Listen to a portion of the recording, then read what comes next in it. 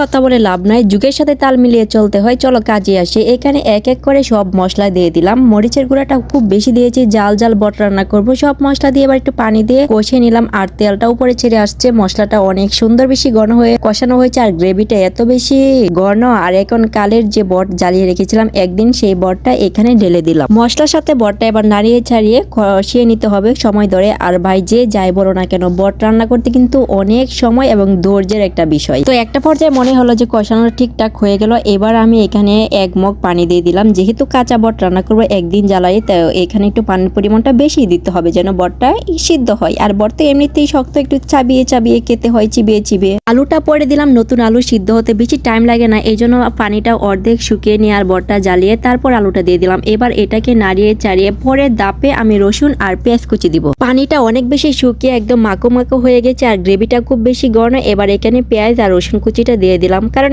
এটা তো বেশিক্ষণ টাইম লাগে না সিদ্ধ হইতে। আর সবশেষে কিন্তু অনেক লাড়াচাড়া আর জ্বালানির পরে কিন্তু এক পর্যায়ে এদিকে চলে আসছে, মানে শেষের দিকে। আর এখানে কিন্তু আমি শেষে নামানোর আগে দিয়ে একটু জিরার বাটা আর কাঁচামরিচ দিয়ে দিলাম। সেটা কিন্তু ক্যামেরাতে নিয়েছি, বাট এডিটের সময় কেটে দিচ্ছি, মনে নাই। আমার দাদি যখন বট রান্না করতো সবসময় দেখতাম বটের মধ্যে কাঁচামরিচ দিত, ওইটার ফ্লেভারটা অন্যরকম। আর তার সূত্র ধরে আমি দিয়েছি।